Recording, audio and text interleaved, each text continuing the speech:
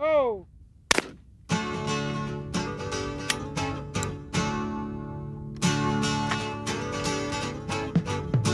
Oh!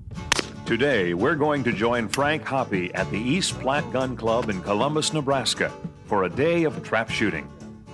Frank is a 10-time Amateur Trap Shooting Association All-American team member who has won numerous trophies at major competitions across the country. In addition to winning Grand American trophies in every category, Frank has also won titles at the Spring Grand American, the Midwestern Grand, and the Central ATA Zone Shoots. He is a 6-time Nebraska doubles champion, in addition to winning several Nebraska all-around and high overall titles. Frank has also won more than 100 titles at state trap shoots across the country. On a personal level, Frank is a professional guide who takes duck and deer hunters into the beautiful Platte Valley of eastern Nebraska each fall. He is also an artist, having carved and painted decorative birds ranging from teal to turkeys and from cardinals to Canada geese. Besides his endeavors as a guide, an artist, and an accomplished trap shooter, it is important for the purposes of this video to know that Frank is also an accomplished trap shooting instructor. In addition to holding degrees in law and journalism from the University of Nebraska, Frank also holds a degree in education. He has taught college-level courses in trap shooting and holds trap shooting clinics at gun clubs in the United States and Canada. Among his students are fellow All-Americans, state title holders, and the second woman ever to break 100 straight doubles. As his many students will testify, Frank has a knack for getting results. We think you will see the results after viewing this video and applying the winning techniques that Frank has to offer. Okay, fellas, we're here today to let you know that trap shooting is a learning process. And there are a number of things that you need to learn if you really want to improve your trap shooting scores. And hopefully we're going to help you out with those. First thing you need to realize is that you have to learn the fundamentals. We start out with the fundamentals. You also have to learn to take a positive approach to trap shooting. If you get rid of all the negatives and approach everything positively, it's going to help you an awful lot. You also need to give your best effort on every target. No matter what the conditions, no matter what the situation, you want to give your best effort on every target. You also want to learn to concentrate. Now that sounds like a big thing to do, but we're going to try to teach you to learn to concentrate for purposes of trap shooting. We're also going to try to learn to try to teach you to control your frustrations. And by getting you to concentrate and some of these other things, what we're going to try to do is eliminate those frustrations. We're also trying to get you to learn to control your subconscious mind. Your subconscious mind is not your friend when it comes to trap shooting. It's that little voice that talks to you inside there. We also want you to learn to control your nerves. Now that's not an easy thing to do either, and this is something that you can practice on, but you're going to get better at it, and you're going to be able to learn to control your nerves. You also need to learn from your experiences. Whenever you get into a situation that is different to you, learn from that situation. Learn by your mistakes, learn by the things that you do well. When you break a good score, learn something from that as well as any time that you don't. Hopefully from now on you won't break any more bad scores, so you'll only get to learn from your good scores. We want you to learn why you miss a target. If you miss a target and don't have the foggiest idea why, chances are you can miss that target again and again and again and still not know why you missed that target. So we want you to learn why you missed the target. And this is part of the self-analysis of this tape. We want you to learn to self-analyze yourself so that you don't miss a target over and over again. We also want you to prepare yourself for each event, and we're going to talk about the preparation for each event. Now what we're going to do is we're going to start with the fundamentals, just like we said. The first thing I need to know is I want to establish what is your dominant eye. So what I'd like you to do is take your finger and bring it right up to my nose like you're shooting a target. Okay, you're right-eyed, Tom. And you're right-eyed, Jerry. Are you both right-handed shooters? Okay, we have no problems there. That's the best way to determine what your dominant eye is just to have someone point at your nose and you can look right down the finger and see which eye they're using. And that's their dominant eye. The next thing we want to know is whether you shoot one-eyed or two-eyed. Is there a real advantage in shooting with both eyes open? Well, I think there's an advantage. Your brain acts like a computer. In my case, it's a mini computer. But regardless of the kind of computer, the only input that your brain has is from your eyes. So before your body can perform, it's got to have input from your eyes. And your eyes have got to see that target. With one eye, you don't have the depth perception. It takes you a little bit longer to read an angle. It takes you a little bit longer to tell what the speed of that target is. And you just don't get the input with one eye that you get with two. So I always recommend that shooters try to shoot with two eyes rather than one. I just think you're going to do better shooting with two eyes. I have people that say, well, I've shot with one eye all my life and I've done okay. Well, they probably reach a plateau about here as a one-eyed shooter. Now, as a two-eyed shooter, if they make the commitment and go to two eyes, their shooting may tail off some. But the harder they work at it, the shorter the curve is going to be. And when they reach that plateau again, that peak with two eyes, it's going to be up here. Their one-eyed peak was down here. Their two-eyed peak, they've got a lot more potential with two eyes, as long as they can shoot with two eyes. Some people can't. Some people have a left dominant eye and shoot right-handed. In that case, I recommend that they put a spot on their glasses or something just to help keep them from seeing the front of the barrel, but yet they can still see everything else. They can see the target, they can read the angle, they can see the speed, they can get a good read on that target, and they can really lock their vision onto that target and shoot it yet. The only thing that they don't see is the front of their barrel, and so they don't have a tendency to point at the target with the wrong eye, that dominant eye. Okay, the next thing we want to do is talk about the shoulder pocket. You guys know what the shoulder pocket is? It's not this thing over here where you carry cigarettes. Raise your right elbow a little. Now feel right in here, right where the pad is. These vest manufacturers know what they're doing. Now God put that pocket there just for trap shooters. I'm convinced of that, because he put it right below your face, right where you're going to put your gun stock. And right above your face, how handy. He put your eye, the eye that you're going to be shooting with. So now you've got everything lined up. You can put your shoulder down if you want to there. You've got everything lined up. You've got the gun mounted in the shoulder, right below the face, right below the eye, and everything is in a nice straight line. Now you can mount that gun in a nice straight line, keeping your eyes level. You both shoot with your eyes level. We'll find that out once we go out and take the line. But if you've ever walked down the street with your head turned sideways and tried to see the world that way, you'll see that the world doesn't look the same. So there's no sense trying to do trap shooting with your head turned sideways. And if a person mounts their gun to the outside, they have to turn their head to the side to get it onto the stock in order to line up the rib. And when they do that, they're just seeing the world way out of whack. So you want to keep your eyes level. Look at these targets the same way you're used to looking at the world around you. And it's not like this. Maybe in your case, Tom, but it's not like this. You want to keep those eyes as level as you can, because you're going to be able to see an awful lot better. And like I said, the better you see, the better your body's able to function, because it knows what it's doing. All right? Frank, is there an advantage to having your elbow in any one position? I see a lot of guys out there, and some of them have their elbow down when they're shooting, and others have it up in the air. Any one way that we should do that? Well, I don't think there's any particular height that you need to hold your elbow. As long as you've got your elbow up enough to where the gun is in here solid and it does form a pocket for you to put the gun into. If you've got your arm way down and it's just a flat spot here, the gun can slide around on you. And you want to be consistent. You want to get the gun in the same spot every time, because that way you always know where the gun's going to shoot for you.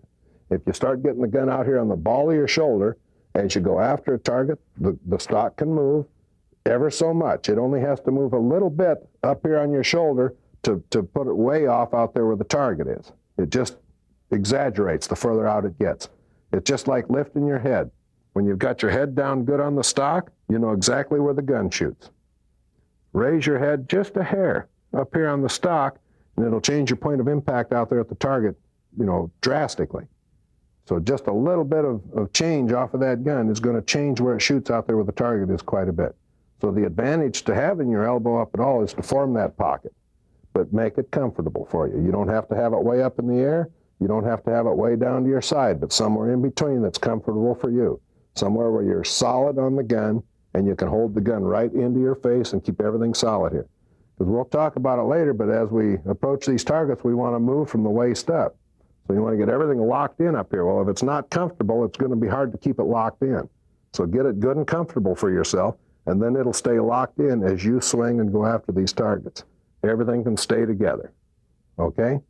How about in doubles, Frank? Do you hold the same place, the same shoulder pocket that you do on singles or handicap? Yes. The shoulder pocket in doubles is doubly important because you've got to shoot twice.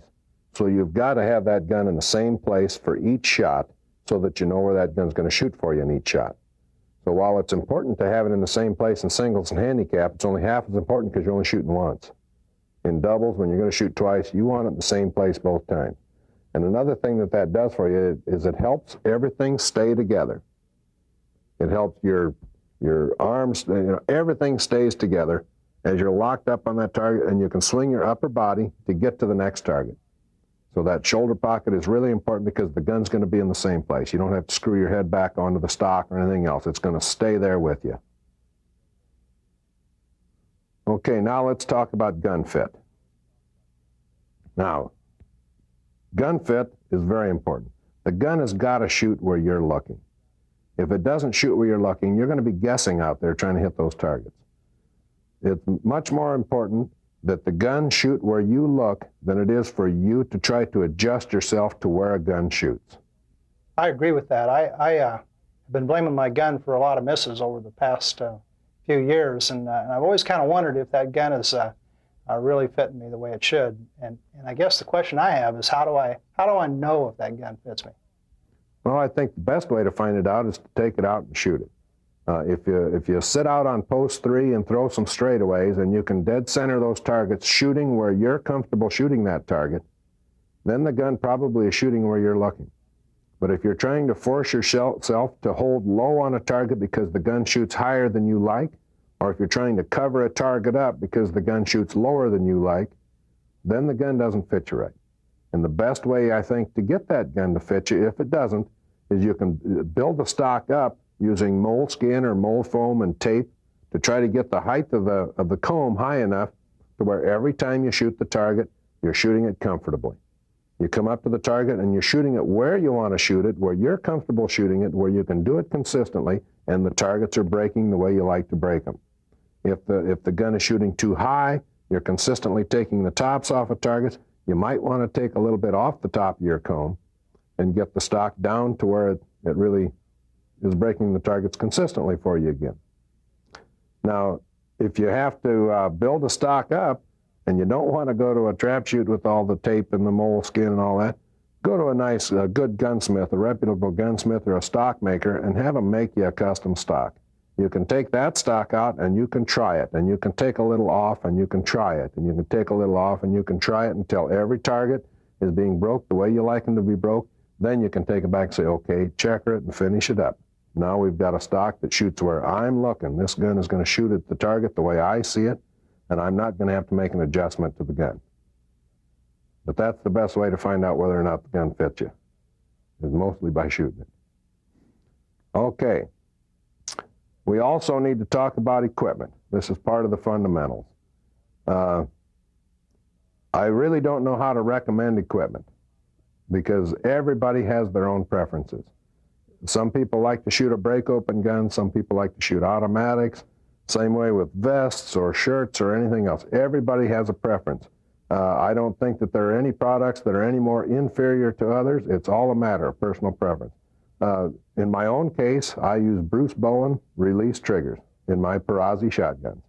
I shoot a Perazzi Comp 1 over and under and a Perazzi Comp 1 single barrel. And I use Bowen release triggers in both of them. Double release for doubles.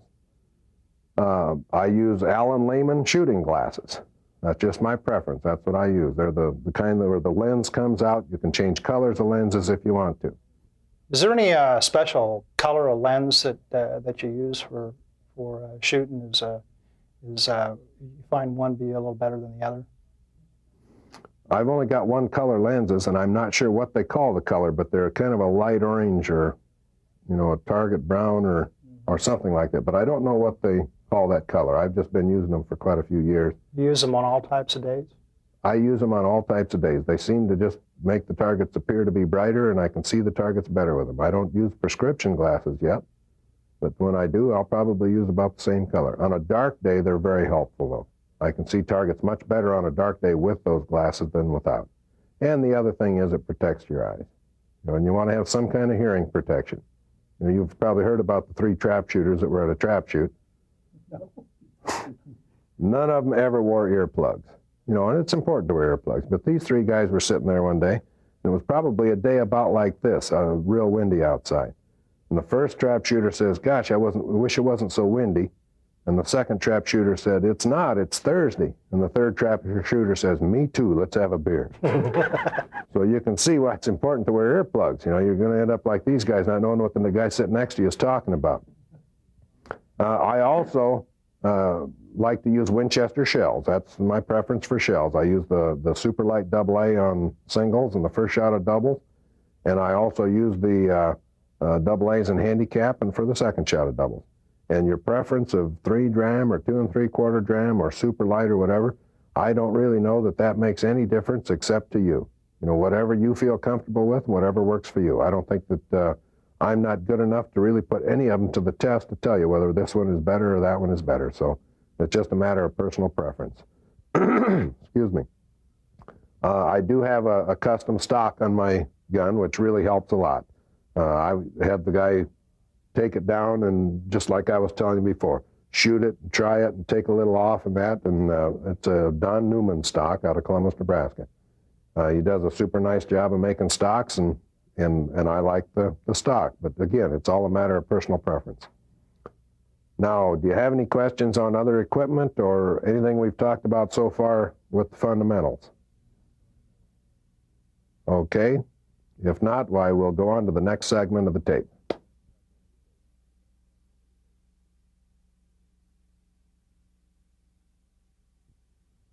Once a shooter is familiar with the fundamentals, the next step in the learning process is to learn to approach the game with a positive attitude.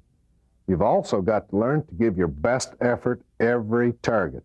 You can't give up on any target. Give your best effort all the time. You also have to learn to concentrate.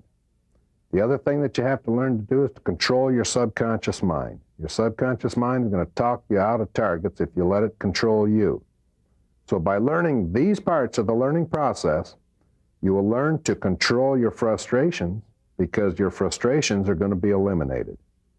Frank, it never fails. Sometimes during an event, my mind will start to wander, and just about then I'll miss a target.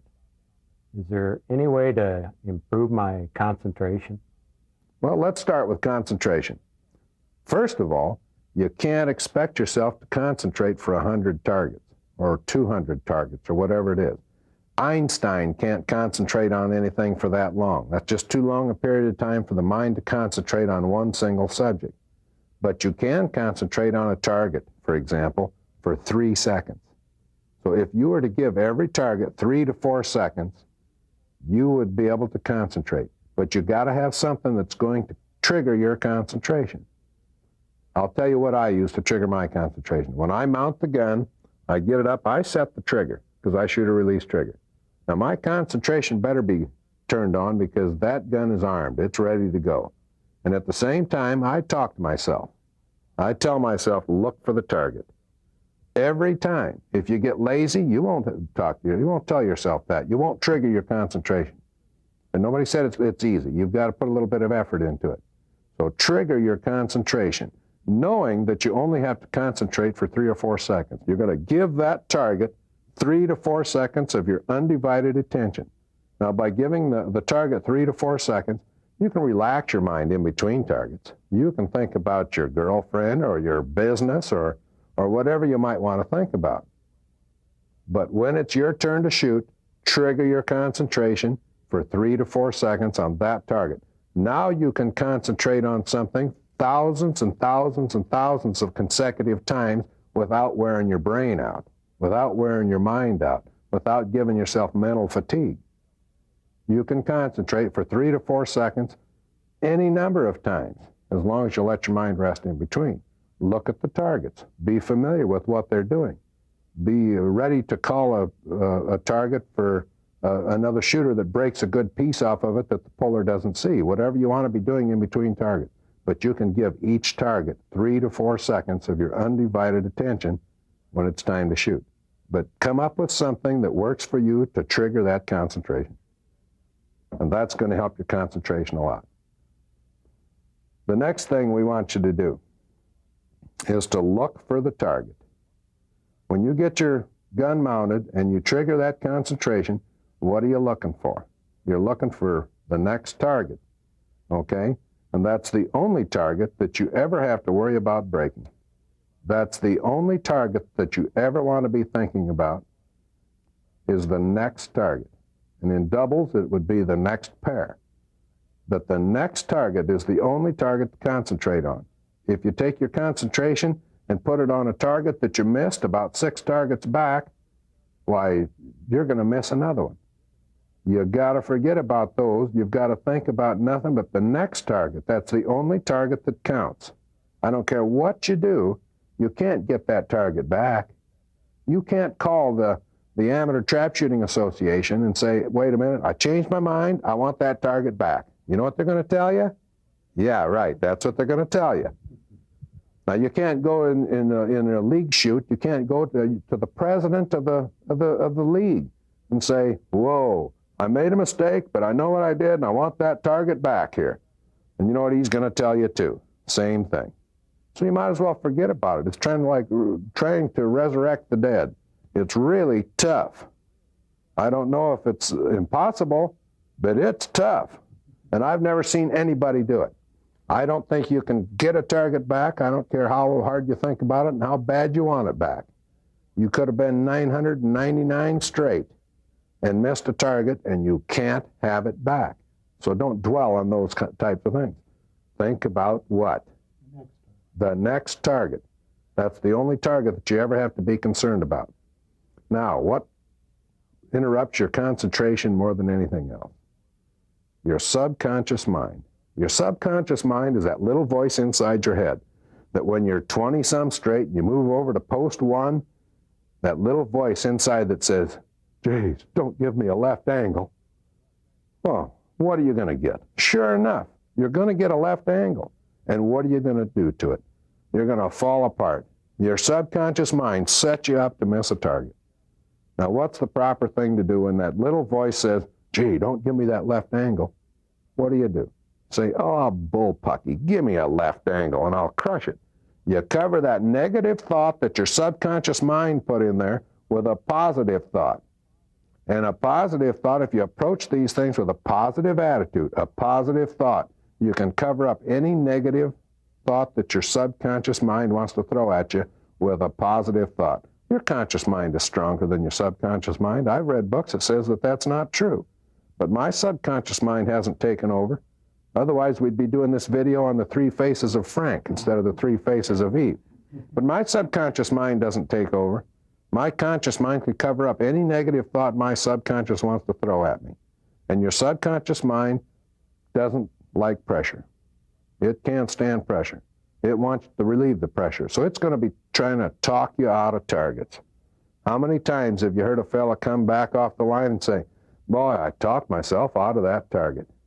Why, his subconscious mind talked him out of that target, and his conscious mind failed to talk him back into it. That's the nice thing about being a trap shooter. It's okay to talk to yourself. Nobody thinks you're loony, because all trap shooters do it if they're successful. They talk to themselves. They've got thoughts going through their mind. They cover up the negative ones with positive ones. And that's approaching the game with a positive attitude. And that's what you've got to do. Anytime there's something negative, cover it with something positive. If you go to a trap shoot and the wind is blowing like it's been blowing here today, you say, why, I've got an advantage here. These other guys are going to be scared of this wind. And I can break targets just as well in this wind as I can when it's calm. So I've got an advantage by going to this shoot with the wind. Make a positive thing out of anything that's negative, okay? This is going to allow you to give your best effort on every target because you're going to approach it with a positive attitude. You'll be knowing you can break that target. It's also going to eliminate the frustration that you used to have by talking yourself out of targets. It's going to eliminate frustration because you've got a positive attitude going into it. When you do everything right, you don't have frustrations, and now you don't have to worry about them. Now you've controlled the frustrations. Now, the next thing we want to talk about is once you put those subconscious thoughts down with positive thoughts, what is it going to do for you? It's going to give you a positive approach to the game. It's going to help you concentrate. It's going to help you give your best effort every shot, and it's going to eliminate the frustrations. Do you have any questions about subconscious mind or anything else? I hear this little voice inside me saying, let's go to the next segment. That's my subconscious mind. So let's go to the next segment.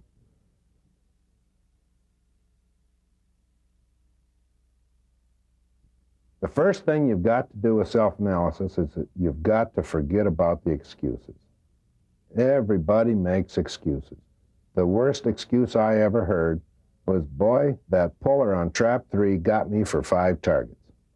Well, now let me ask you, have you ever seen a puller get off the chair, walk over to the shooter, point and pull the trigger on his gun? Never in my life have I seen a puller do that. I've never ever seen a puller do that. What that fella is doing when he's using a puller for an excuse is he's really reaching for straws. I just can't imagine a fella using a puller for an excuse. And any other excuses that you might have. Oh, we got a bunch of bad targets. Well, were they different than the targets the other fellows were shooting? They weren't any different. Something happened there. You can't have excuses. If you're going to be making up excuses, you're not going to be willing to find out what you really did wrong to miss that target. So what actually caused you to miss this target? You've got to ask yourself, what actually caused me to miss this target? Why did I miss that target? There's only about 3 reasons that I'll really buy. First of all, you lost control of the gun. If you move the gun too fast, you just lose the relationship with the end of that barrel to the target, and you don't know where the gun is going to shoot.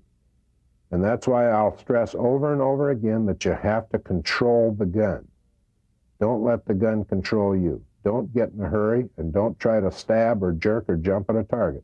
Control the end of the gun. Your eyes can move as fast as you want over to a target. Let the gun follow easily, because you don't have to move the gun very far. When we get out on the range, I'll demonstrate to you how far the barrel actually moves. So that's one thing. You lost control of the gun. The second thing is you lost control of your concentration. Now, any number of things can make you lose control of your concentration if you want to let them. But you don't have to let them. You can turn that concentration on to that one particular target, and you can move the gun with control, and you can break that target. You can have people tickling you, patting you on the back, yelling at you, honking horns in the background, whatever it is. And if you're concentrating on that target, you're going to break that target. The other thing is that you lost control of the fundamentals. Now, we've talked about the fundamentals. We've talked about the shoulder pocket. We've talked about aligning your face up. We've talked about using 2 eyes. If you happen to be a one-eyed shooter, the only difference that I can see is that a one-eyed shooter has got to bring the gun down closer to the trap house to shoot. Otherwise, the fundamentals are the same. A one-eyed shooter should still have the gun in the shoulder pocket, still lined up with his face, and still lined up with the eye. Okay? A one-eyed shooter isn't going to shoot any better with his head cocked over than a 2-eyed shooter, even though he's just using one eye. He still doesn't see the world that way. So those are the 3 things. Lost control of the gun, lost control of your concentration, or lost control of the fundamentals. Those 3 items will make you lose targets. Now, how do we find out why we happen to lose this particular target? After you shoot at a target, you've got to follow the biggest piece of that target, or follow the soot ball that you just made, or if you happen to miss the target, follow the target. Now, this is going to do several things for you. The first thing it's going to do, and the thing that I would really like to emphasize, is it's going to get you into the habit of keeping your head on the gun after the shot. And this is especially essential in doubles. You've got to be ready to shoot that second target in double. If you've got your head coming off the gun after each shot, you're going to have to plant it back down on there, and you may not get it in the same place. The gun may move for you. You've broken this little tie-in that you've got between your head and the shoulder in your hand here. It's kind of come apart on you, and you've got to rearrange yourself, and you've got to do that between targets. That isn't the way we want to do it. We want to get everything mounted correctly, everything solid, shoot the first one, and still be solid, shoot the second one. So the first thing it's going to do, if you'll follow a piece of that target after the shot, is to get you into the habit of staying on the gun after the shot. Okay, the second thing it's going to do for you is if you come up to a target and you shoot it and you miss the target and you have to lurch the gun to catch that target again, what are you doing? You're coming up and you're stopping your gun. You're not giving it a good follow through. You're not staying with the target through the shot. You want to stay with the target through the shot. So if you're coming up and you're stopping the gun short and you have to catch up to it, you may still be on the gun, but if you have to push over here to catch up to it, why, you can tell yourself, I stopped the gun. Okay, dummy, don't stop the gun anymore. You know, it's as simple as that. You don't want to be stopping the gun. You're going to miss a lot of targets. You want to work on the front side of a target. You don't have any margin for error on the back side of a target, so you always want to work on the front sides of the target. On the front sides of the target, you've got a bit of room for error. You can shoot in an area like so on the front side of a target and have your shot string working for you, and the target will still break. But you don't have that much room on the back side of a target where you can still hit it. And this is especially true in handicap. You've got to work on the front side of the target in handicap. Another thing about handicap, as long as we're on the subject, the word handicap sounds like, boy, this game is a lot harder. A part of the toughness of breaking handicap targets is thinking that this is going to be tougher. I've seen guys go from 24 yards where they were breaking consistent scores in the upper 90s to 25 yards where they started breaking scores in the low 80s. And I mean, that yard is going to make a difference. You can't convince me that that yard is going to make a difference. It made a difference to that shooter up here. Now I'm handicapped. I've got to do something different. He was either going after the targets faster, trying to shoot them faster, changing his footwork. He was doing something to try to compensate for that extra yard. And you want to shoot those targets the same way you always did. As you move back, the adjustment takes place by itself. You might have a slightly different sight picture, but it's nothing drastic. You don't move the gun any different. You don't hold any different. You don't shoot any faster. You don't shoot any slower. You really don't want to change anything in handicap because it's up here, most of it right there. So you want to just treat your handicap about the way you treat your singles. See the target, approach the target, don't hurry it, and use control. Control that gun. Okay, now when you follow these pieces of the target after you shoot, it's going to do another thing for you. Let's say that you come up to the target, you go over, you shoot, and the target didn't break. And all of a sudden you realize you're following the target. Oh, got to stick the head back on the gun in order to get a picture of that target. You want to treat those pieces or those targets like you get to shoot at them twice. Then you'll stay in the gun. And if you do that in singles and handicap, you're not going to have a problem raising your head. And it'll also get you real well prepared to shoot that second shot in doubles. It'll just get you into a good habit.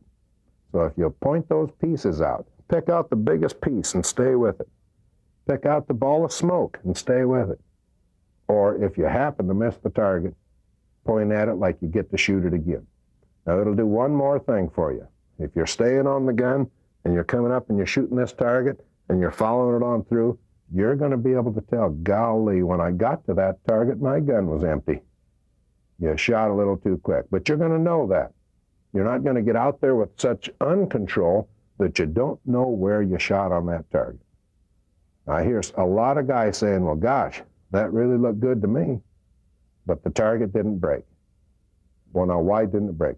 If he had stayed on the gun and followed that target or the piece of that target after the shot, he would know why he didn't break that target. Then it wouldn't have looked so good to him. He lost one of the three controls we talk about. Control of the gun, control of the concentration, or control of the fundamentals.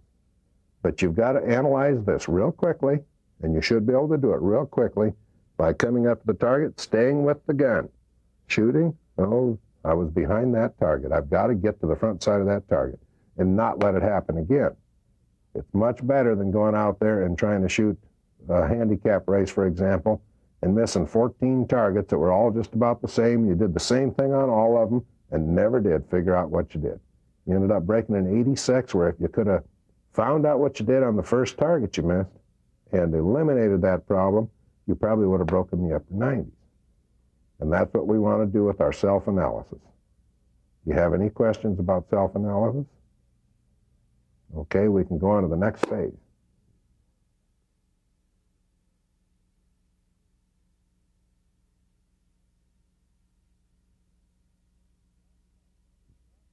We've talked about fundamentals. We've talked about concentration. We've talked about the subconscious mind. We've talked about a number of other things. We've also talked about self-analysis. The next thing I'd like to talk about is preparation for an event. Now, there's two types of preparation. There's mental preparation and physical preparation. And I want to start with mental preparation. The first thing that you have to do when you're a trap shooter is you have to be tough mentally. You can't let things bother you. You can't start looking for excuses before you even need one. I know a lot of fellas that get distracted and miss a target because they're already trying to come up with an excuse for breaking a 99 when 4 other guys broke hundreds that day. They've been distracted. They've broken their concentration. They weren't tough mentally. They weren't ready to win that event. They weren't ready to go out into the shoot-off. You've got to be tough mentally if you're going to be a good trap shooter. You can't let little things distract you, because if you're going to let little things distract you, you're just setting yourself up to miss a target. There's no reason to set yourself up to miss a target. You want to break as many of those targets as you possibly can. So don't do anything that's going to set you up to miss a target. Now let me give you a few examples of somebody who lets themselves get set up to miss a target.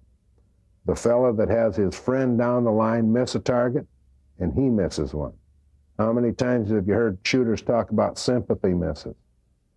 All you're doing there is, oh gosh, he missed a target. What if I miss one? Well, you just set yourself up for a lost target.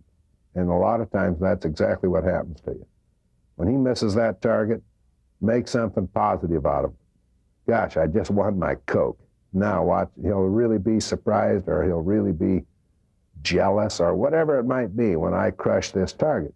Now break the target. Get all your concentration right back to the one thing that you're supposed to be thinking of, which is the next target. That's the only thing you should be thinking about. Your mind was relaxed when he lost his target. It's going to be triggered and ready to go and concentrating on your target. That's the sort of a little thing that can distract you and just set you up for a lost target. Another example is if you get a no target. You get a broken target that comes out. I see folks that have their gun up and they get a no target, and boy, they're calling for another one right away because they don't want to take that gun down, or I don't know why they don't want to take that gun down, but I like to start my routine all over again. I like to get into the whole thing, let my mind relax for a second, and then trigger the concentration again when it's ready, when it's time to shoot.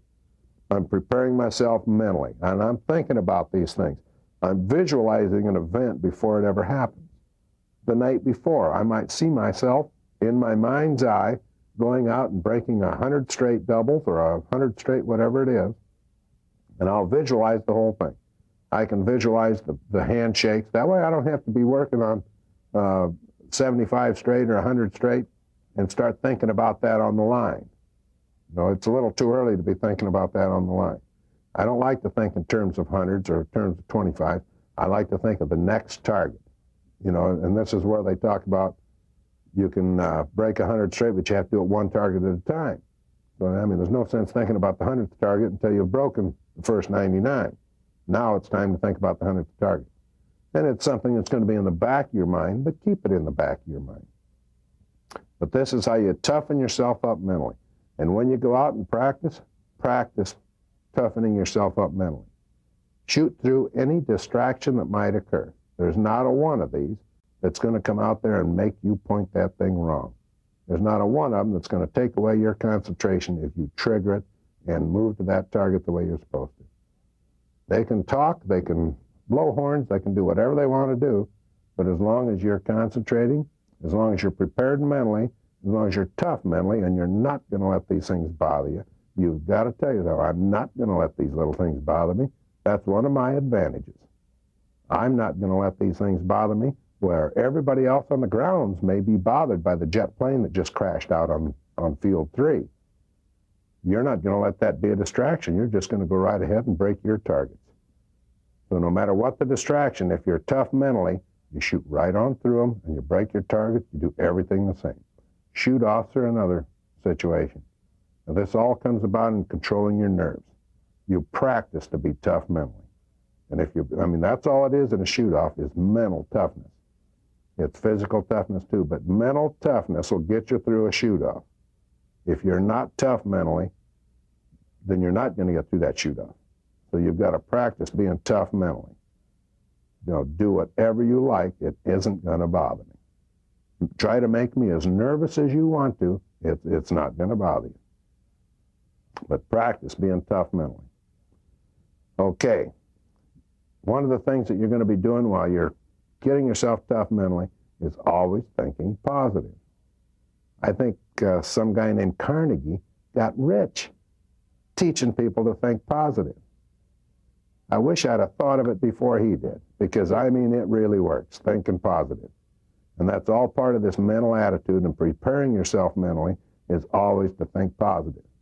It's really important. Carnegie was right. If he's the guy that did it, he's right. Because, positive thinking really does wonders for trap shooters. It's the ones that get these negative thoughts and don't keep that positive attitude that don't come out with good scores. The other type of preparation we want to do is physical preparation. Now, trap shooting is a sporting event, just like any other sporting event. You ever see a boxer go into a match in poor shape? He doesn't win the boxing match. You ever see a football player enter the season in poor shape? He doesn't make it through the first game. You've got to prepare yourself physically. The people that prepare themselves physically, they're the better athletes. So if you want to be a good trap shooter, you've got to put some effort into it. You've got to be prepared physically as well as mentally. Now, in Nebraska here, we have an off season. We don't have many places to go shoot in the wintertime. But in the winter, I raise the gun every day, at least 100 times, just to keep the shoulder muscles, the back muscles, the arm muscles, everything right. And I practice, it's good practice. You practice mounting the gun. Get it into the shoulder pocket. Look in the mirror if you need to. Line it up with your face. Get everything just right. Move it around.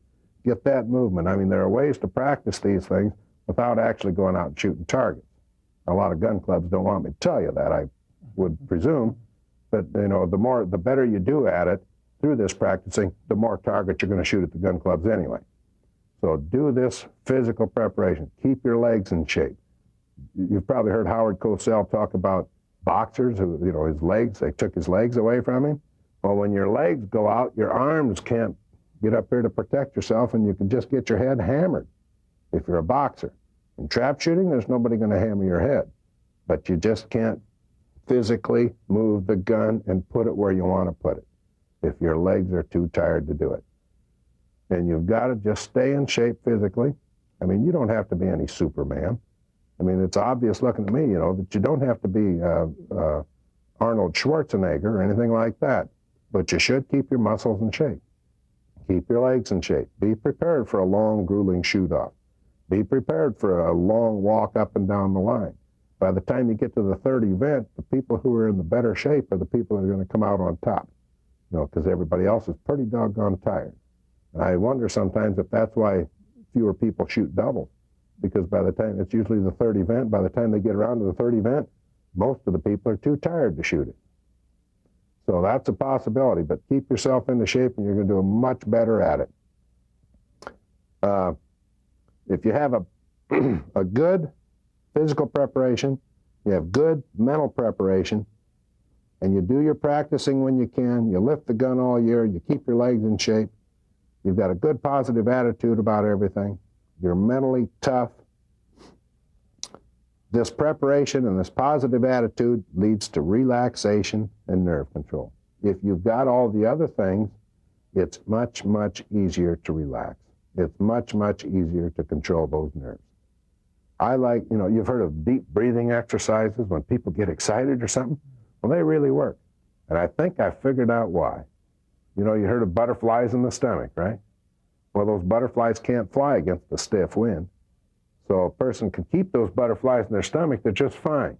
Let the butterflies get out to your arms or to your head, and you can't function as well. And these people get so excited, they pass out. The butterflies get up here and block their arteries or something. Anyway, if you take deep breaths, those butterflies stay right down here. So when you're in that important shoot-off, and it's your turn to shoot, and the other guy's down one, and you got one more, take that deep breath, put the gun up and say, let me see that target.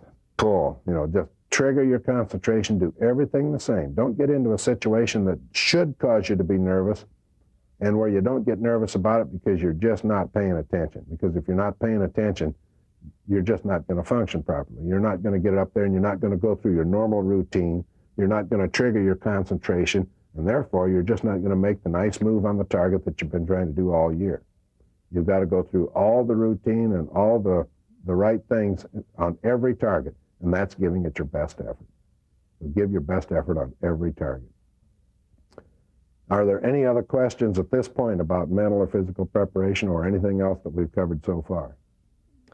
About the only question I have is back to fundamentals. When I look out for a target, I'm not quite sure where to put my eyes, where to focus. Some people tell me to focus where the target comes out, where I can first see it. And other people tell me to focus out where I want to shoot the target. Where should I really be putting my eyes and looking for that target? Well, the two places you just mentioned, right up at the trap house or out there where you want to shoot it, excuse me, I think you should be somewhere in between.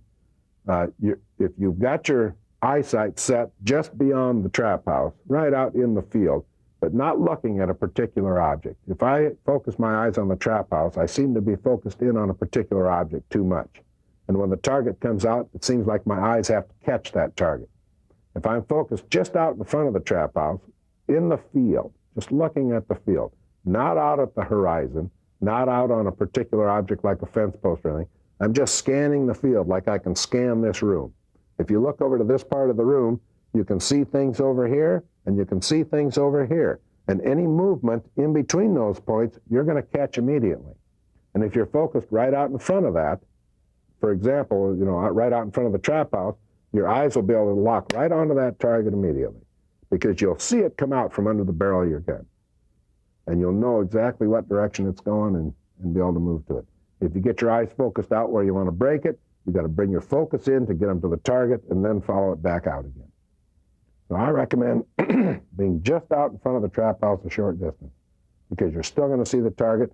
By the time your eyes are able to adjust their focus to the target, they're at the perfect range to catch the target.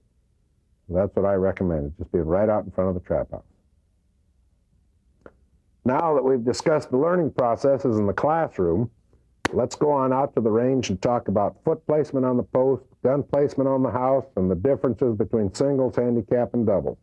It's an awful windy day, but we're going to go out to the East Platte Gun Club in Columbus, Nebraska, and see what we can do with some real targets. You ready, guys? Okay. All right.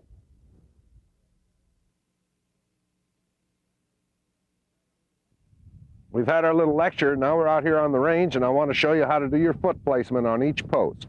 Now, each post is a little bit different. We want to be able to move to that left angle, because on this post, you have mostly left angles. We want to be able to come to that left angle as easily and as smoothly as possible. We don't want the upper body to bind up, so we get our feet in this position, as opposed to a position such as this. This position would keep you from being able to move to that left angle as smoothly as you want to move. So you want to get yourself squared away to the trap house so that you can move to that left angle with a lot of ease. Now we'll show you where to place your gun on the trap house from here on post 1. Now, as I said earlier, this is just a general guideline. This is where I like to hold the gun because it never hides the target from me.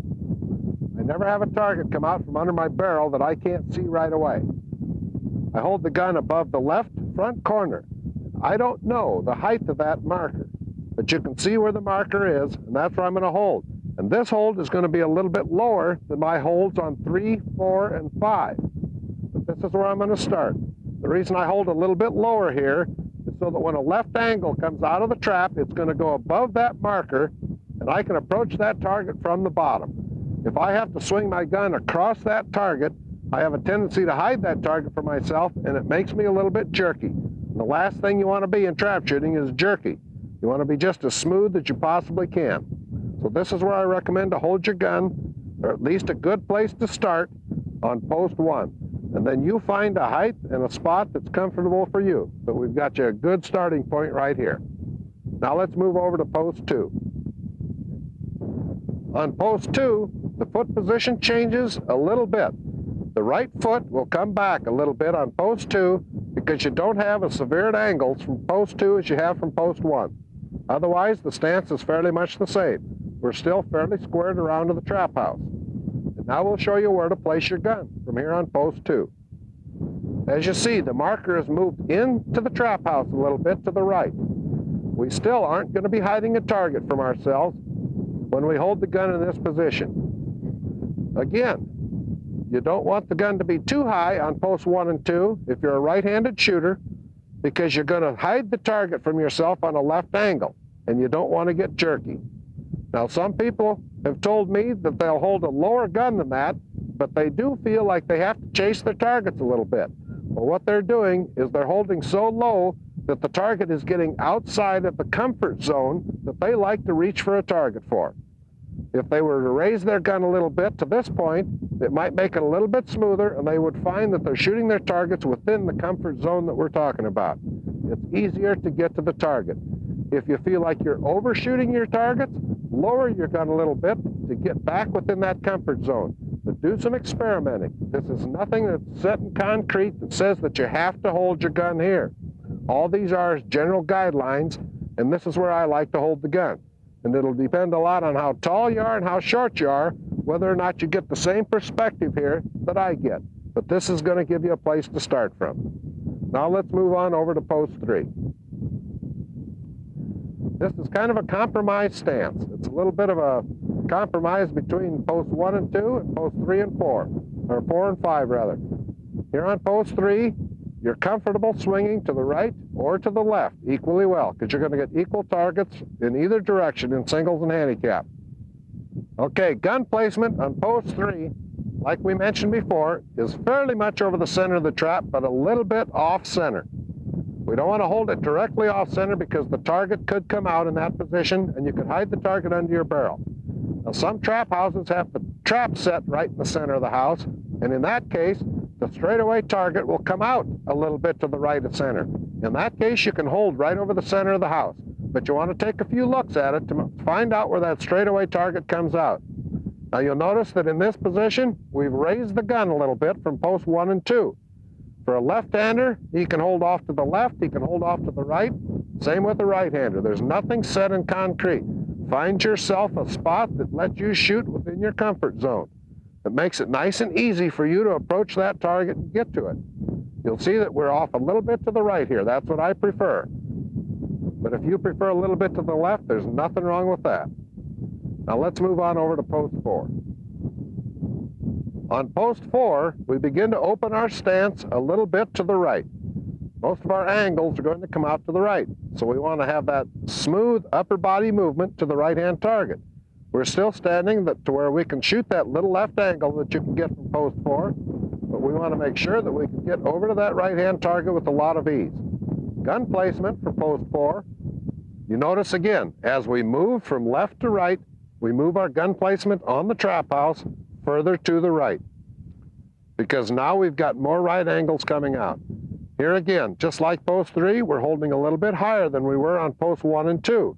We're going to do the same thing on 5 in a different position. But you'll see that we're in a little bit from the right-hand side of that trap house. We're not going to hide a target that comes out for us from here on post 4. Let's move on over to post 5. On post 5, we've opened our stance completely around to the right. The worst left angle we've got is a straightaway. But we do have some hard right angles that come out of here, and we don't want our body to bind up. So you can see by this stance, our stance is opened up to the right so that we can swing smoothly as can be out after that right-hand target. Again, you'll see that we're holding the gun straight up from the front right-hand corner of the trap house. Again, we're not going to hide a target from ourselves. And a right-hander can see that right angle come out, and he's not going to cover that target as he swings on past the target. Now here on position 5, and again back on position 4, a left-hander would want to bring his gun down a little bit closer to the trap house. And a one-eyed shooter can use these same positions, but he would want to be all the way down to that front lip of the trap house so that he can get a better look at that target with only one eye. Okay, now we've talked about gun placement on every position. But like I said before, there's nothing set in concrete that says that this is the position that you have to hold the gun to break targets. These are just general guidelines. This is where I like to hold the gun on the trap house.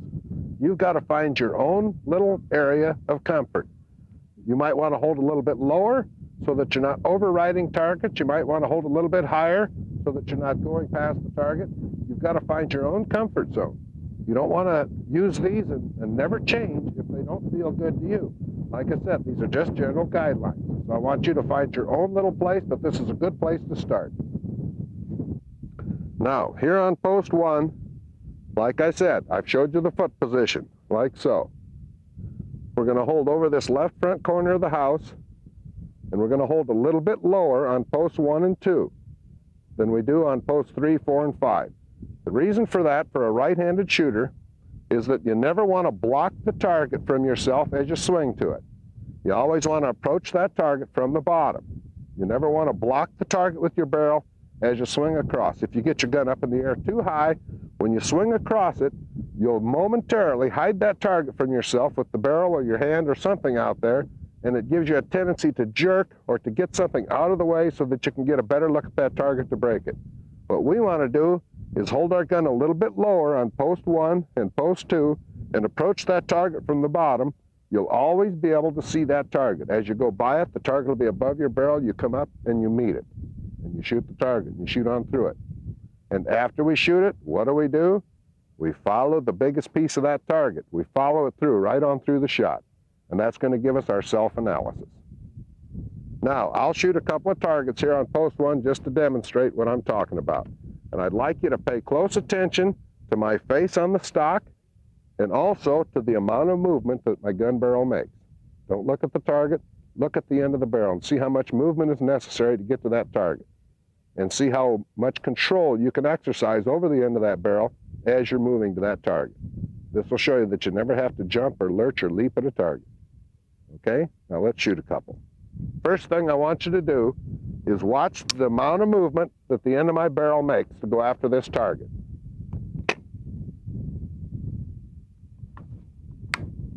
Oh! Very little movement required. I want you to watch the end of the barrel once more. Oh! Very little movement required for that barrel. You can do it with total control. You get your eyes locked onto that target and let the gun follow. Don't push the gun at that target. Let the gun follow your eyes. But you're going to be looking for that target. We talked about you're going to have your vision right out in front of the trap house. Now, some folks like to get their vision right on the trap house, but I don't want to be focused on something at that point. I just want to be out there looking at the field, where I can see a target come out anywhere that it happens to appear. And I'm going to be holding over this left corner fairly low so that I can see everything that comes out. Nothing's going to be hidden by my barrel. Now this time I want you to watch my face on the stock and see that it stays on the stock after the shot. Oh! The face stays on it after the shot. You can pick out a nice piece of that target and follow that if you want to, but stay on that stock. Get your eyes out there and be sure you're ready for the target before you call for it. And that's where we talked about turning on your concentration. Have that little thing that triggers your concentration so that the only thing you're looking for is what? The next target. That's the only one you ever have to be concerned with. Oh! Even on a left angle, there's very little movement to the gun, much less than you might suspect. When you look over the barrel, it seems like there's a lot more, but it's just a nice, short, even, controlled move to the target. We'll try it one more time. Oh! Any questions here? Then let's move on over to post 2, and we'll do the foot position and the placement on the trap from there.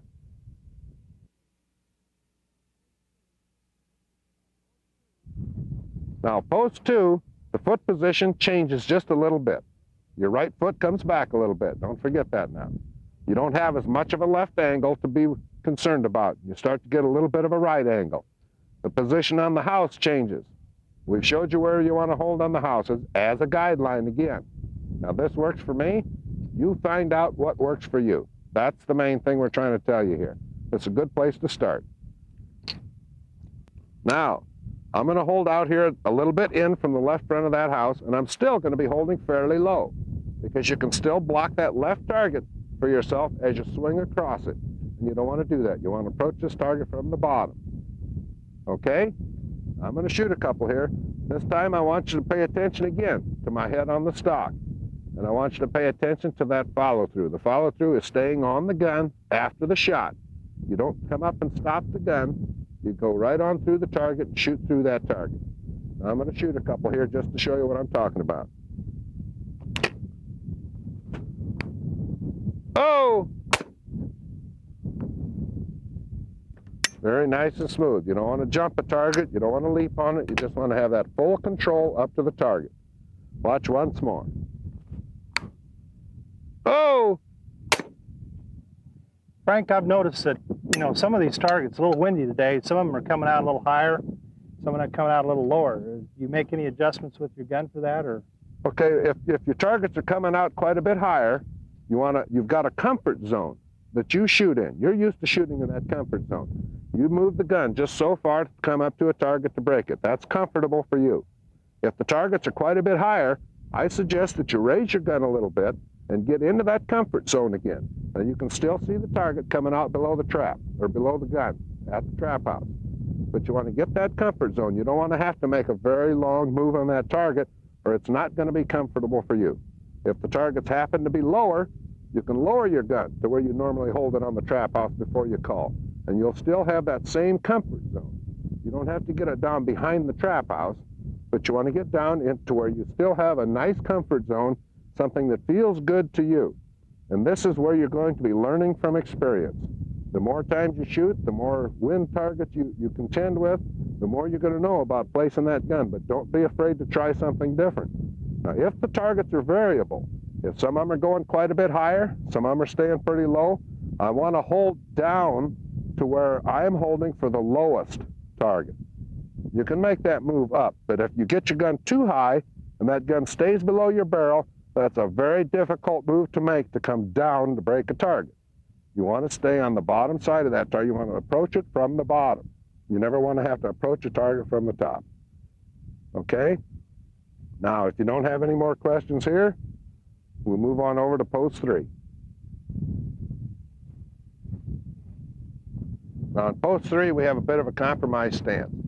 And we don't hold our gun directly over the center of the trap house because the target can come out at that point. We want to hold our gun a little bit off to the right or to the left so that we can see that target immediately when it comes out. But when you see a target off of post 3, you're not going to get a severe angle. So you know that you can take your time and get a good read on that target. Now, a lot of targets from post 3 are missed that are straightaways, or at least they so appear to be straightaways. And a lot of times there'll be just a slight angle to the left or the right, and a person will have a tendency to jump on them like a straightaway. Okay, I'm going to shoot a couple here just to demonstrate where I'm holding the gun and the nice easy move that you can make to the target from post 3.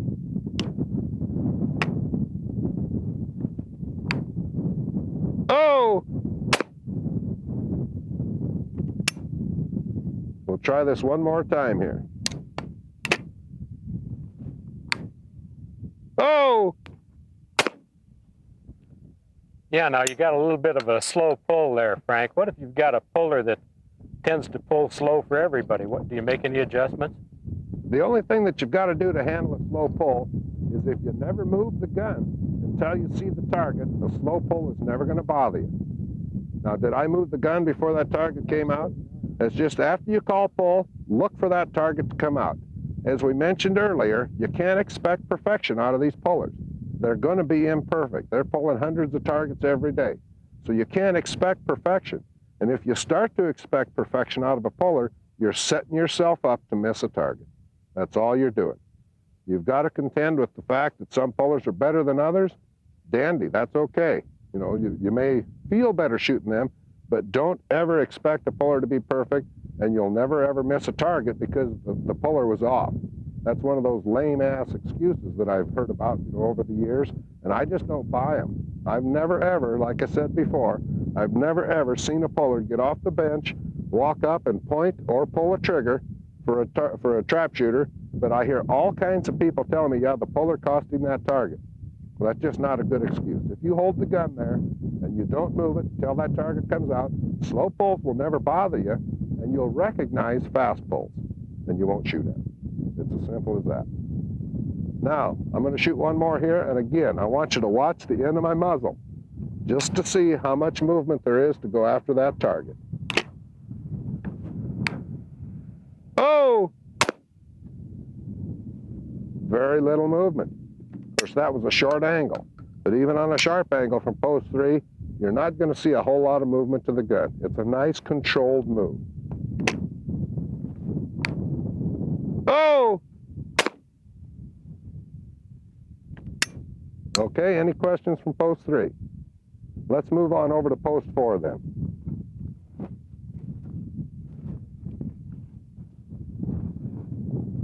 Okay, here we are in post 4. Once again, our foot placement has changed because we're turning ourselves a little bit more to the right to take care of the right angle. We want to be sure that our upper body can move smoothly to that target, okay? Now I'm going to shoot a couple here just to demonstrate what we're talking about. Holding a little bit inside the right-hand corner. The height we've already shown you. That's where we're going to be holding the gun. And again, we're going to stay in the gun after the shot. Oh! It's always nice to see a soot ball once in a while, isn't it? Let's do that again. And again, watch the end of the barrel. You'll see that there's a minimum of movement, even on this hard right angle that so many people dislike. Oh! Got a problem. Target. No target. No target. Well, that happens. What do you do, Frank? Do you completely start your remount, or? I like to take the gun down. Well, first of all, I shoot a release trigger, so I almost have to take the gun down unless I want to keep on holding it. I don't want to get fatigued in any way. So I take the gun back down. I want to start my little routine all over again. I want to trigger my concentration all over again, just as though nothing ever happened. If I start thinking about, oh, gee, you know, I've got to do this again, or nuts, it was a broken target, all I'm doing is setting myself up to miss a target. Well, you don't want to do that, so just bring it down, start your routine all over. It's just another target, and it's the target that I've got to be concentrating on. That's the next target. So I'm just looking at the next target again. Okay, and I'll try it once more. We'll see if we can get a target. Oh! Still not a whole lot of movement to that gun. You just come to the target and you come to it with a lot of control. The control is what I want to emphasize here. Anytime you lose control of anything, you're going to lose some targets. If you lose control of the gun, you're going to lose a target. If you lose control of the fundamentals of trap shooting, you're going to lose a target. If you lose control of your concentration, you're going to lose a target. These are the things you want to maintain your control all the time. We'll try this one more time. Oh! Be as smooth as you possibly can. You know, one way when I teach kids, a lot of times kids are very fast reacting. They can really jump on a target. And I try to tell them, now, guys, you know, you don't have to be this fast to break these targets. I mean, it's very impressive to see those balls of smoke out there. You might get a little bit bigger ball of smoke, you know, but 8 out of 10 balls of smoke doesn't count as much as 10 broken targets. And they say, well, gee, you know, they might get away from me. And I ask them, now, do you guys like peanut butter? And they say, yeah, I like peanut butter. They say, well, shooting these targets is just like spreading peanut butter. If you're going to give a jerky, jumpy move on these targets, if you're going to spread peanut butter that way, you're going to have peanut butter all the way up to your elbow. But that is the way you want to do it. It's a nice, smooth stroke, the way you spread peanut butter on bread. That way you don't make any kind of a mess, but you can sure break targets. Now, let's go on over to post 5, and we'll see what we can learn from there.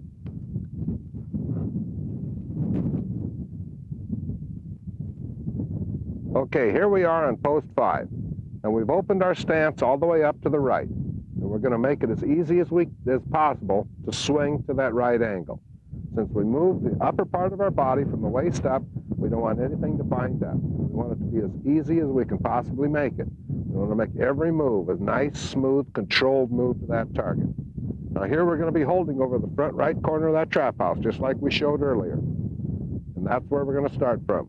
Our stance is opened up. We're ready to go. Now I'm going to show you again. It doesn't take a lot of speed or a lot of jumping or jerking or stabbing to break a right angle from post 5. It's still a nice, smooth, controlled move. I'll demonstrate one. Oh!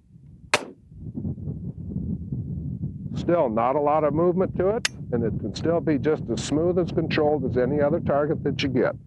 This target is nothing to be afraid of. In fact, it's probably a little bit closer to you than a lot of straightaways you shoot. And you've got your shot string working for you.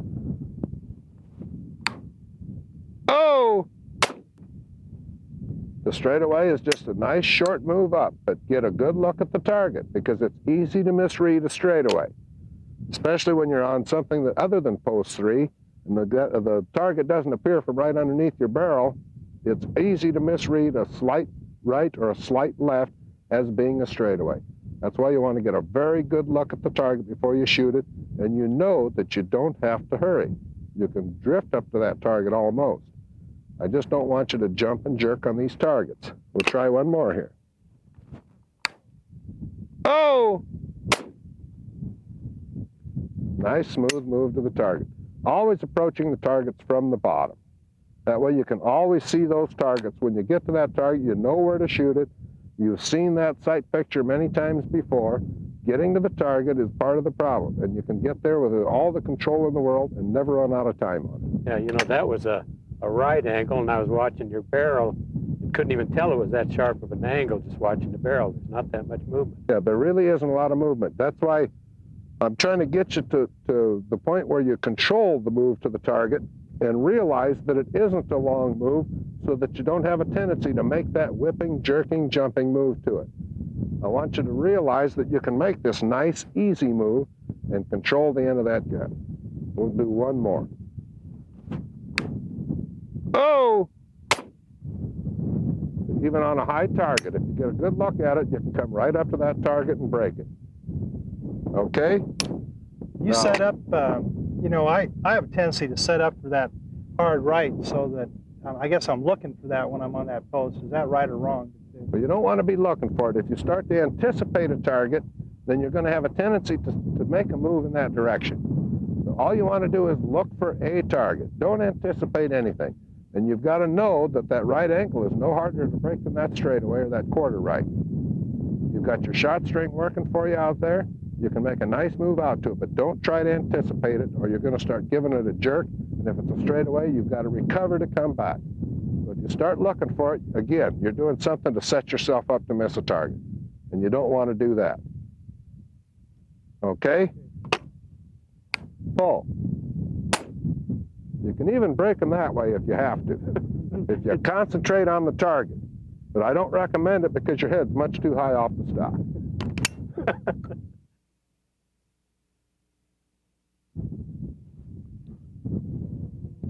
This time I want to show you how much barrel movement is actually involved to reach a target that you're going to be shooting at. I'm not actually going to shoot at this target, but I'm going to make a movement as though it's the hardest angle I can get from this post. Now just watch the end of the muzzle as we approach this target.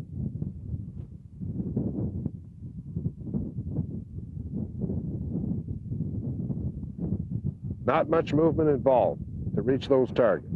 And you can approach those targets with all the control in the world, knowing that you don't have to move a long ways to get there.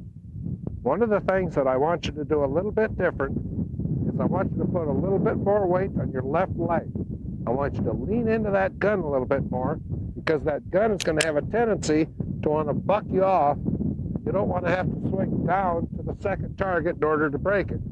You want that to be a straight line recoil, boom, and you're right back in position for that second target. If the gun's going to buck you off, if your head's going to be raised off the stock, you're not going to know where the gun's shooting for that second target. Now, one of the things about shooting doubles, I tell you that to take your sweet time and approach that target with a lot of control when you're shooting singles and handicap. In doubles, I'm going to ask you to do something you're probably not used to. I want you to shoot the first target faster than you ever thought you could possibly shoot a first target. And you're going to find that you can break these targets a lot faster than you're probably used to shooting them. The faster you shoot the first shot in doubles, the easier the second target becomes. So I want you to charge that first shot, and then I want you to take your time over to the second shot. I don't want you to rush the second shot. Like I said before, you don't get any points for speed in doubles. You only get points for accuracy. But in order to get that accuracy for the second shot, you've got to put a little speed into that first shot. So I want you to shoot that first shot as fast as you possibly can. And under these windy conditions, which we normally have here in Nebraska, it's a little bit tougher to shoot that first shot fast, but you can do it. I want you to find a spot out here, maybe on the horizon or somewhere, and I'll have you holding a higher gun than you're used to holding.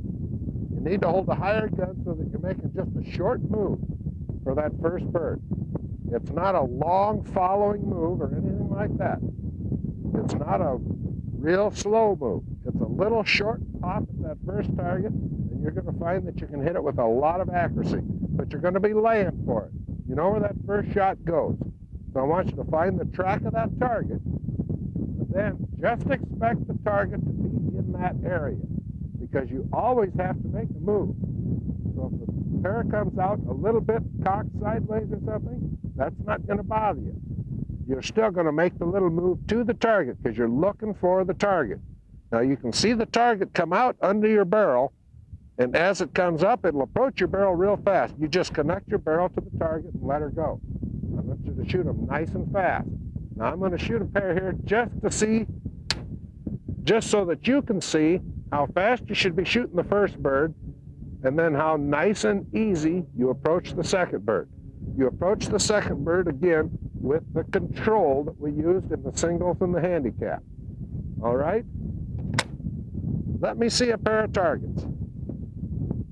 Now, I've got a track on that first target. It's going over, I'm going to use that telephone pole over there for my spot to hold. And I'm going to jump on that target as quick as I can. But I've got a spot, I'm laying for it, but I'm still going to make a move with that barrel to get to that target. Now we get our stance squared away here. Oh! We charge that first bird. We shoot it as fast as we possibly can without losing any control. You don't want to shoot it so fast that you lose any control.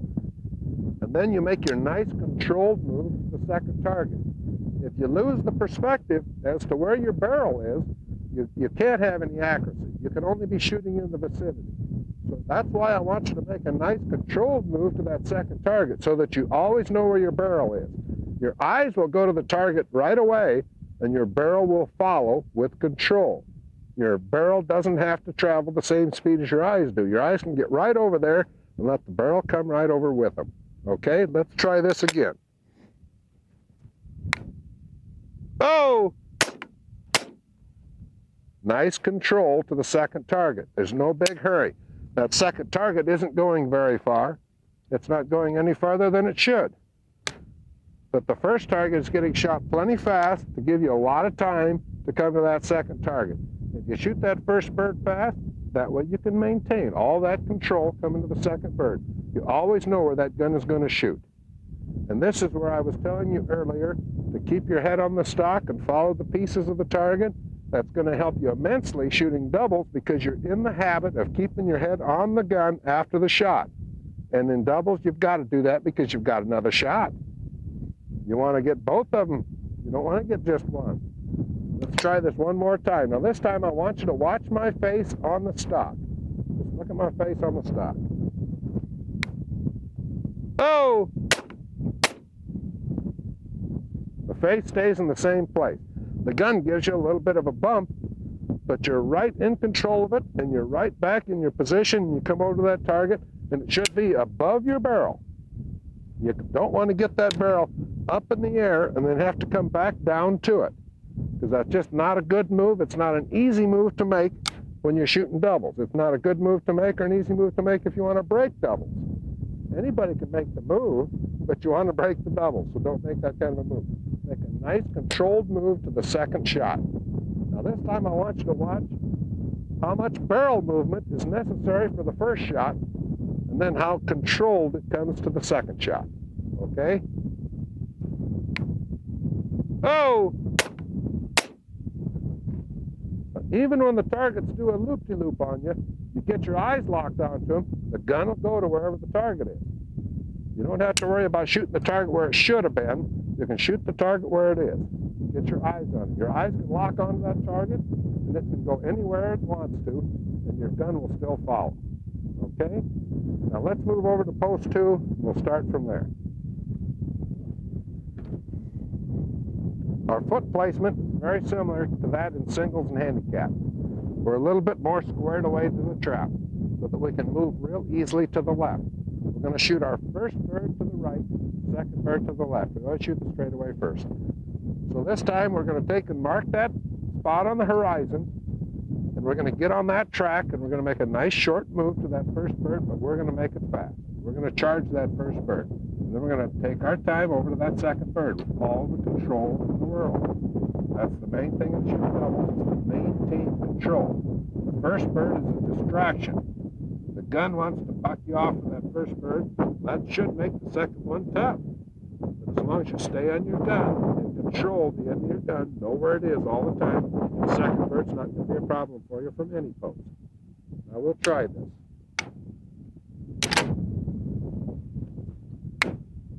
Oh! Just as easy as can be. If you make that first shot fast, the faster you shoot the first one, the easier the second one becomes. And if you shoot the first one with a lot of control and control the gun to the second one, you're going to break a lot of doubles targets. We'll try this again. Oh! Nothing to it. Let's go on over here to post 3.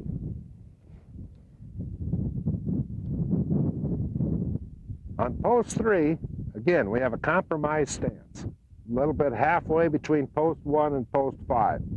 We're going to stand here so that we can shoot equally well in either direction. But on post 3, we have 2 short angles. It might be our toughest first bird, but it's our easiest second bird. The tendency that a lot of shooters have is to rush themselves to the second bird and go right on past it. But we're going to be laying out here for that first bird. We're going to hold outside the trap house, up on the horizon out there, and we're really going to lay for that first bird. But we know that we have to make a nice, strong move, even though it's a short move to that first bird, and it's a fast move, but it is a nice, strong move. Because you can't just give it a little bit of a barrel movement. You've got to get on that target solid and break it. But you're going to lay out there for it so that you know right where it's going, and it's still not going to be a drastic move. It's just going to be a nice, controlled move. But it's going to be a strong one. And then you're going to come back to the second target, and that target, it almost looks like it's just hanging there waiting for you. Just shoot me, shoot me. It's just almost hanging there for you. Don't get too far in front of that target. That's the tendency that a lot of people have on post 3. They swing out here and they get a big sweeping movement coming back to that second target. They go right on past it and shoot in front of it. If you just come over it with control, you'll be able to shoot that target and break it every time. It's not as tough a post as a lot of people make it out to be. Now let's try one here from post 3. And you'll notice I'm going to be holding quite high and quite far outside that trap house in order to break this first bird. And I'm still not going to make a drastic move, but I am going to make a nice strong move on the first bird. Oh! Doesn't take a whole lot of movement on either one of them. But it does take a nice strong point on that first bird from post 3. The second bird, you almost drift over to it and shoot right at it. That's the way I see it, is I almost shoot right at it. Oh! But it's a nice, easy move. There's no hurry to shoot doubles. You don't get any points for the speed. You only get points for breaking those targets. We're trying to make double shooting as easy as we can for everybody. Let's try it again. Oh! You can hit the targets just as nice and smooth as can be, heavy wind or not, because you know where they're going. It took me several years to learn how to read the trap and doubles, but I got it figured out now, and I'm going to show you guys how to read it too. Oh! Just shoot right at that second bird, practically. You know where to shoot that bird. Don't lose control getting over to it. Now let's go on over to post 4.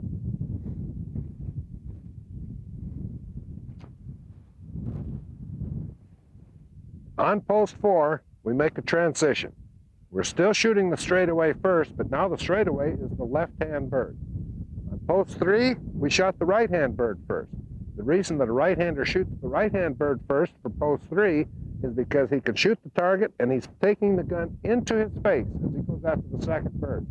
Here on post 4, that changes. We're going to be pushing the gun away from our face. So we have to have a tendency to stay on the gun even stronger on post 4 and 5. You don't want to get that gun moved away from your face at all, because you're not going to know where it's going to shoot. So that's why we start to open our stance up to the right, so that we can move our entire upper body without having to move our arms or shoulders separate from our head and the rest of our upper body. That way we can keep everything tied together, come to that second bird, and know that that gun is going to be shooting where we're pointing it. Okay? Again, we're going to charge that first bird. We're going to take our time, come to the second one. We're going to come over to it with control. I don't mean to crawl over to it. I mean to come over to it maintaining control. Now let's try it.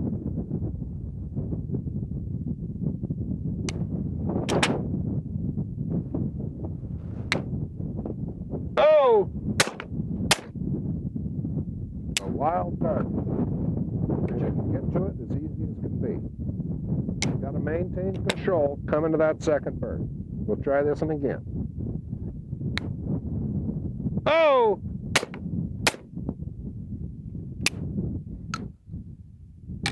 Once again, you want to approach that target from the bottom. So you want to emphasize getting the weight onto the left leg.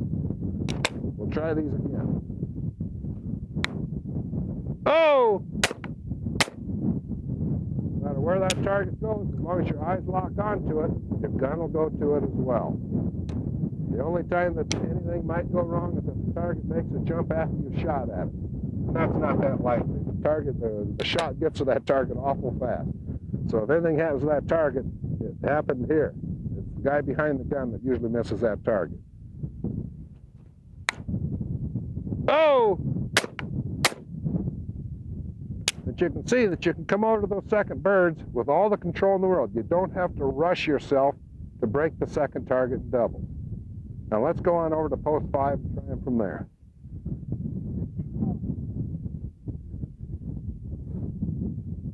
On post 5, we've opened our stance up all the way to the right.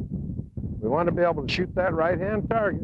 We don't want our bodies to bind up. We want to be able to shoot the first one, which is our little straightaway to the left, and be able to swing over to that second target without our bodies binding up. And how are we going to come over to that target? With control, exactly. Now let's try a couple from here.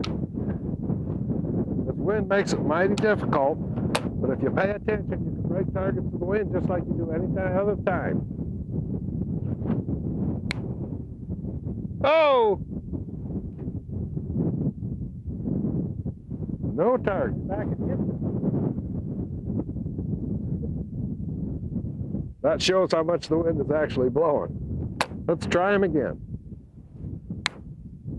Oh!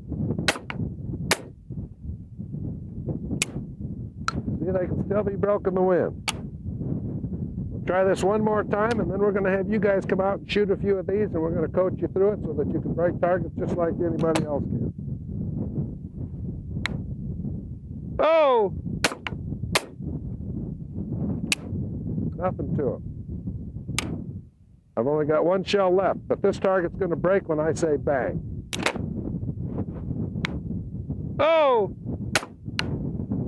Bang! Okay, now let's get you guys out here on the range and see what we can do with them.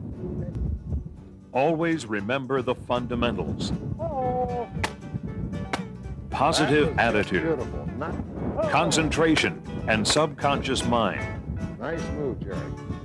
Self-analysis, control of your gun, Hard to control your gun in this wind, I know. control of your subconscious mind, control of the fundamentals, and mental and physical preparation. Nice move, Jerry. That wraps things up for this session. View this program periodically and put these techniques into practice. We look forward to seeing you in the shoot-off.